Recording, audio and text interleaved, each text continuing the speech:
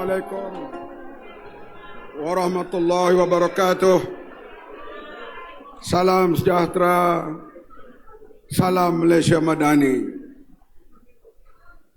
Semua pimpinan yang berhormat MB Selangor, Fauziah Caleh, calon kita Dr. Madli Malik, yang berhormat daripada Sabah, Ketua Pemuda Keadilan, seluruh rakyat dan penyokong parti dan pengundi khasnya di Don Puteri Wangsa.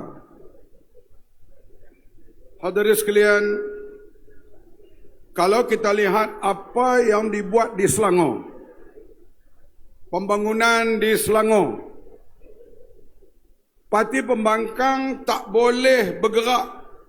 Bahasa Kedah kata tak boleh menguat. Pembangunan yang dibuat di Selangor. Tapi jangan lupa, pembangkang boleh menang 22 kerusi di Selangor pilihan raya lepas. Apa isu yang menyebabkan rakyat boleh tergoda sehingga 22 kerusi dimenangi oleh pembangkang di Selangor? Sedangkan pembangunannya hebat. Tidak lain politik yang kreatkan ketakutan, fear. Dan disebut soal Islam terancam, Melayu terancam, Kristian akan bermajalela. Dimainkan isu sentimen ini, kau buatlah pembangunan apapun, mereka memilih sentimen. Dan mereka cuba formula itu. Yang mereka sedikit berjaya di Selangor, sekarang mereka guna di Johor. Sebab itulah bekas Menteri Besar menyebut, saya tak jadi Menteri Besar pun tak apa kalau bersama dengan DAP. Dikreatkan satu suasana pemikiran, DAP ini Cina, DAP jahat, awas DAP.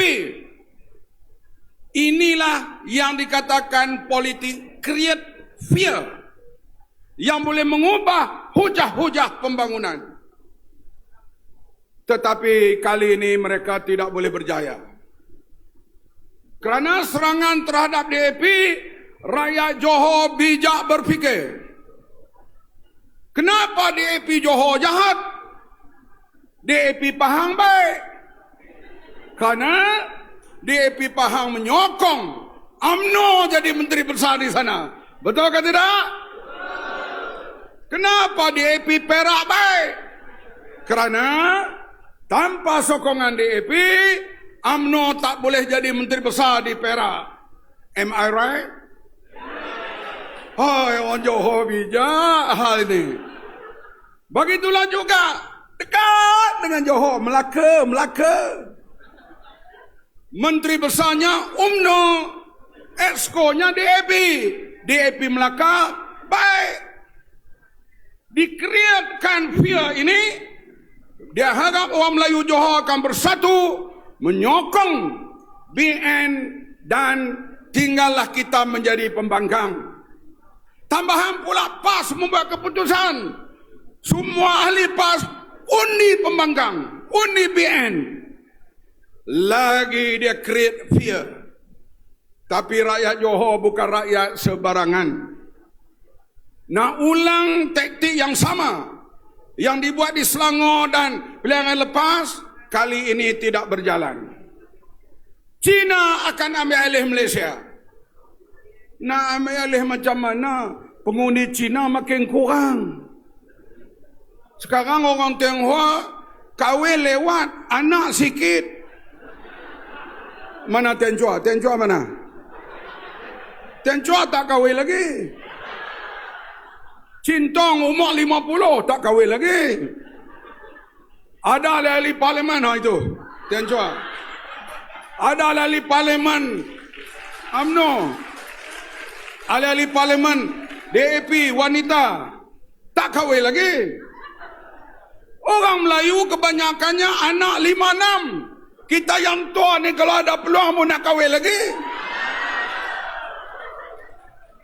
Tapi kalau peluang datang pun dah tak berupaya barangkali. Create fear ini dibuat kerana mereka tidak boleh berhujah di sudut isu pembangunan, isu kestabilan, isu integriti. Mereka tak boleh bawa isu-isu itu. Maka dikreatlah hal perkauman ini, dan kita yakin di kampung-kampung masih laku. Tapi di Titi Wangsa tentu ianya tidak laku. Inilah hadirin sekalian politik yang kita lihat. Bagi saya yang dulunya lama dalam PAS 37 tahun.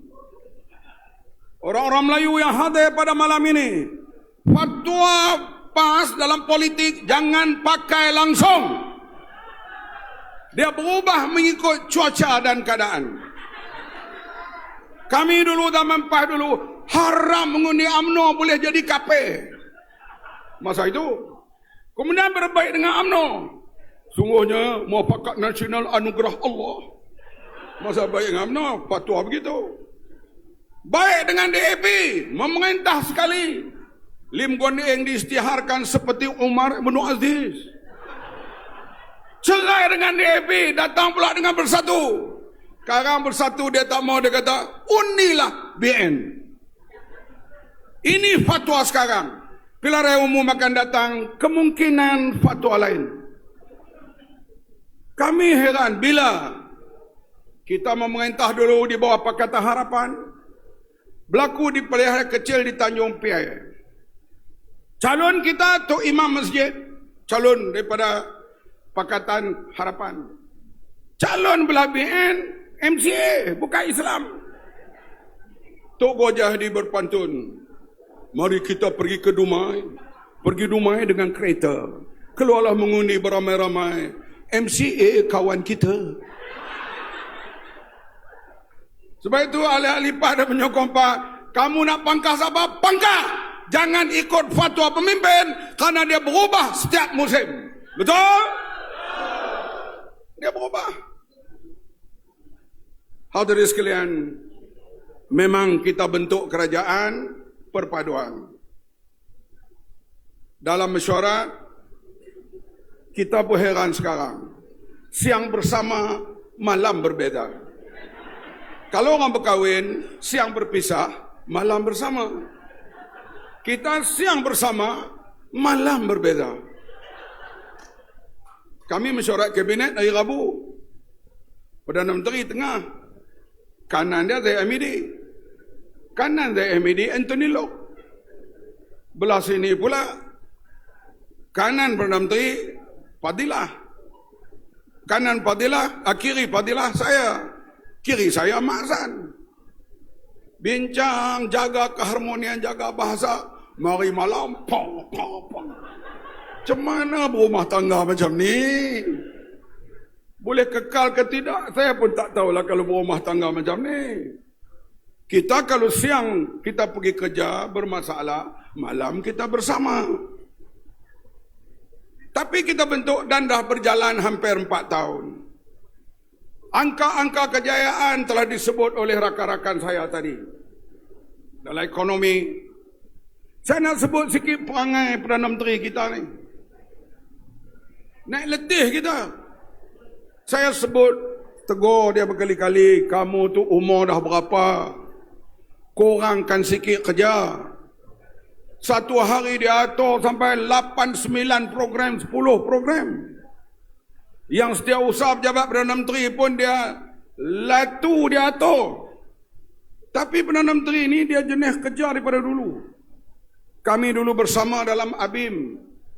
Macam itulah dia kerja. Satu hari dia boleh hadir 7-8 program daripada Perlis sampai Kuala Lumpur. Balik esok daripada Kuala Lumpur ke Johor. Begitulah dia. Round. Dia tak pernah rasa letih. Kita kata perkara-perkara kecil itu biarlah kami umum, biar kami berkelih dengan rakyat. Jangan berkelih dengan Perdana Menteri. Dia tak peduli. Karena bagi dia, menjaga kesejahteraan rakyat itu paling penting. Bila kita nak buat perubahan, rombak ke apa-apa, paling payah nak melepasi Perdana Menteri. Saya ingat 2 tahun setengah yang lalu, bila saya cuba berbincang dengan para pegawai dan menghadap Perdana Menteri, iaitu kita nak hapuskan subsidi ayam dan telur. Berkali-kali dia kata, "Mat, balik bincang lain. Kalau hapus ni nanti naik harga macam mana? Macam mana kita nak jawab depan rakyat?" Saya kata, "Tok Sri, kami dah bincang dengan penternak, kami dah bincang dengan pengusaha, kami dah bincang dengan pengedar. Tarik 3.8 bilion ni, ayam, telur tak naik harga. Pergi sekali gagal, pergi 2 kali tak berjaya. Kali ketiga dia kata tak apa. Dia kata kita cuba tengok Man, kalau jadi apa-apa, kita bincang balik. Maka kita buat keputusan tarik subsidi ayam dulu. Tengok harga tak naik. Tarik subsidi telur, harga tak naik. Bahkan 3 perayaan berlaku lambakan telur dan ayam di seluruh negara. Kenapa? Karena kita jangan anggap para penternak ayam ni musuh kita. Dalam 10 ada 1 lah barangkali yang nak sabotaj, 9-nya baik. Kita dialog yang 9 dan yang 1 yang nak buat curang itu kita awasi. Begitulah juga dengan penternak-penternak yang lain. Akhirnya kita dapat menstabilkan harga. Beras pun serupa. Saya minta tariklah subsidi beras ni yang RM26 tu. PM kata tak boleh, B40 mengamuk nanti. Saya kata kita cuba. Akhirnya kita berilah, keluarkan banyak beras putih sebab orang isu waktu itu. Dan Menteri Kewangan bersetuju beri 150 juta subsidi untuk keluarkan beras sekampit RM26. Kita lambak di pasaran. Orang tak beli pun. Bising dalam parlimen, tak beli pun. Akhirnya kita tangguhkan, kita kekalkan RM26 untuk B40 yang melalui apa yang dipanggil, melalui yang kita panggil apa, melalui pasaran yang boleh daftar orang-orang miskin itu. Dan wang itu masuk balik dalam tabung Kementerian Pertahanan untuk buat Kementerian Pertanian untuk buat projek-projek yang lain. Inilah Perdana Menteri kita. Begitu juga harga minyak yang disebut tadi. Mana dalam dunia ni 1 liter RM1.99. Saudi, Iran, itu Brunei lain lah. Kita negeri yang pengeluaran minyak kita sedikit. Tak cukup untuk kegunaan dalam negeri. Tapi kita lihat, dan tiap kali berlaku mesyuarat kabinet, minyak yang dibincangkan. Termasuklah timbalan Perdana Menteri, iaitu Fadilah, yang selalu memberi jawapan-jawapan terhadap minyak dan sebagainya. Juga Menteri Ekonomi dan juga Menteri Keuangan kedua. Diberi subsidi supaya kekal dengan harga yang lebih rendah. Perang yang berlaku sekarang, Israel combine dengan Amerika menyerang Iran. Berlaku dah gencatan senjata. Tuan-tuan boleh percaya ke gencatan senjata dengan Yahudi, Israel, Zionis ini? Boleh percaya atau tidak? Sedang berlaku gencatan senjata. Waktu itulah dia buat serangan terhadap Gaza hari-hari. West Bank hari-hari. Sekarang kita lihat sedang bincang hal gencatan senjata. Kita lihat pengoboman berlaku balik di teluk sekarang ni di Selat Hormuz. Oleh itu kita lihat 20% minyak yang mengalir di sini boleh menjadikan keadaan minyak di Malaysia tidak stabil. Apakah Perdana Menteri kita berdiam diri? Dia tengok begitu saja? Maka dia naik kapal terbang pergi ke Tajikistan. Di antaranya berbincang dengan ketua negara di sana. Akhirnya Petronas dianugerahkan untuk mengusahakan telaga gas yang paling besar dalam dunia di Tajikistan. Kontraknya dapat kepada Petronas. Ini kerja Perdana Menteri kita. Kemudian aliran minyak kalaulah berterusan berlaku di Teluk itu, di Persian Gulf, bagaimana aliran minyak, baja dan sebagainya ke negara kita, maka Perdana Menteri kita pergi ke Rusia, bincang dengan Putin. Akhirnya Rusia menjamin sekurang-kurang 20 tahun akan datang suplai minyak kepada Malaysia akan diberi oleh Rusia. Ni kerja Perdana Menteri. Dia kata, dalam saya ni, Perdana Menteri kita keluar negara. Bukan makan angin. Saya tanya kawan, kadang tu kawan, tahun lepas, Anwar bawa berjalan di mana makan angin? Tak ada pun. Dia kerja buat kerja ya. Ini yang hadirin sekalian, kita dapat Perdana Menteri begini. Dan kita hadirin sekalian, kita harap perkara itu diterjemahkan mereka yang memperoleh kuasa di Johor nanti. Boleh ke tidak? Majlis kena ingat tu. Sebab kita beri satu jaminan kepada rakyat Johor bahawa kalau mereka memerintah, bukan kalau lah, memerintah lah. Pada 11 hari bulan pukul 8 malam kita tahulah. Apa nama dia ni? Puteri Wangsa Pakatan Harapan menang, Kempas BN kalah. Dia akan jadi begitu bertukar. Apa ni? Don apa lagi? Lakin kita mendahului undi BN. BN ke bawah. Begitu juga Kota Iskandar. BN pula kalah, PH pula menang. Dia akan jadi begitu di semua tempat insya-Allah. Sebab itulah hadirin kita lihat, kita jangan meletakkan kejahatan dan kebaikan kepada nilai kaum. Kaum ini jahat, kaum ini baik. Tak boleh. Sebab ada Melayu jahat, ada Melayu baik. Melayu jahat siapa? Sebut sendirilah. Ada India jahat, ada India baik. Ada Cina jahat, ada Cina baik. Sebab dalam jiwa manusia ni dia terbahagi kepada kejahatan dan kebaikan.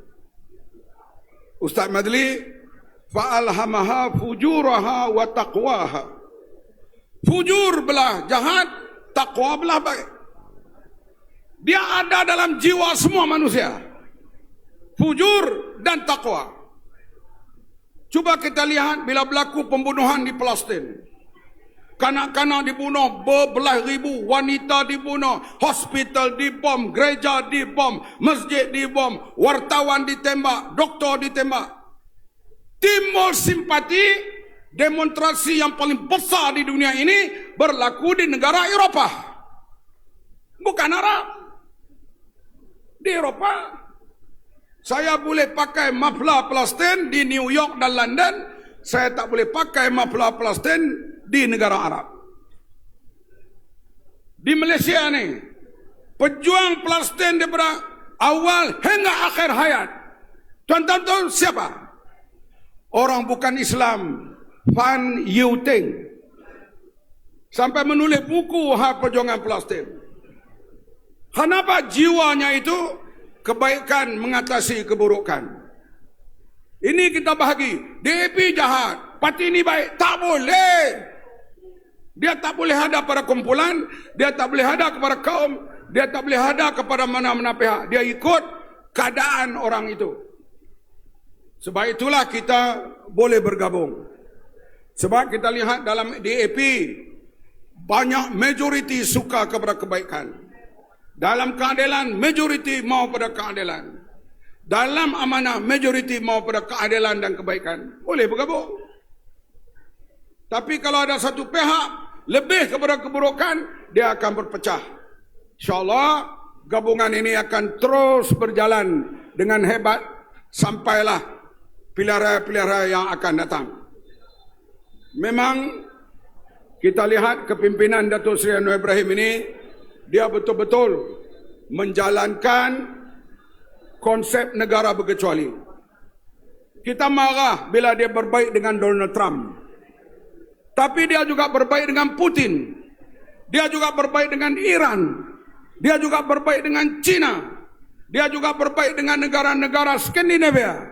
Dia juga berbaik dengan negara-negara haluan kiri termasuk Vietnam, termasuk Venezuela, termasuk semua negara-negara itu. Artinya kita kekal dengan dasar berkecuali. Kecuali kita tak ada hubungan dengan Israel. Itu Dr. Madri. Hal lain semua kita boleh berbincang. Pro and con tak apa. Tapi ini dasar kecuali yang kita lihat diamalkan oleh negara Malaysia sehingga sekarang. Apa berdiri itu? PM sampai kah? Nampaknya begitu. Sebab itulah kita sekalian kita harap kita ada 2 hari lagi ni. Sekarang dalam perangkap mutakhir yang kita kena jaga. Saya yang lain saya tak bimbang. Perangkap yang lembut itu yang kepala agung tu. Yang tu yang selalunya perangkap akhir. Tapi saya yakinlah tuan-tuan di hadapan saya pemimpin pernah terlibat dalam reformasi, pernah menghadapi gas, pernah menghadapi penangkapan, pernah menghadapi ejekan, pernah menghadapi tekanan. Takkanlah saat akhir beberapa jam ini akan berubah pendirian. Saya yakin tidak sama sekali. Hadirin sekalian, kita kalau boleh semuanya kita nak berkawan. Kita tak mau berlawan. Memang kita terkejut. Bila di umum saja, kita akan bertanding di 56 kerusi. Bila 56 kerusi, Pakatan Harapan nak bertanding ke mana? Kita kawan. Bila mereka 56, Datuk Seri Anwar Ibrahim pun umum, kami juga akan bertanding 56. Jadi, maka saya bercakap sebelum penamaan calon saya sebut, nak kawan pun boleh, nak lawan pun boleh. Kita dahului nak berkawan. Bukan kita dahului nak berlawan. Tapi kalau mereka memilih untuk berlawan, maka kita bersedia untuk berlawan pada 11 hari bulan nanti lusa. Saya bawa slogan Johor, Johor, undi, Johor, undi, Johor, undi, Johor, undi, Johor, undi. Inilah yang akan berlaku pada 11 bulan nanti. Saya hadirin sekalian melihat daripada jauh ketibaan yang amat berhormat Datuk Seri Anwar Ibrahim.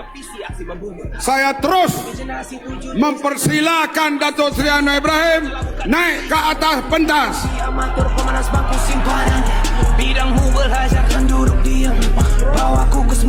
Kerana masa kita sudah hampir 11.30, Perdana Menteri, Presiden Pakatan Harapan terus naik ke atas pentas. Jangan duduk, sebab saya tahu besok Datuk Seri akan pergi sempadan Kedah. Johor, Sila terus. Johor.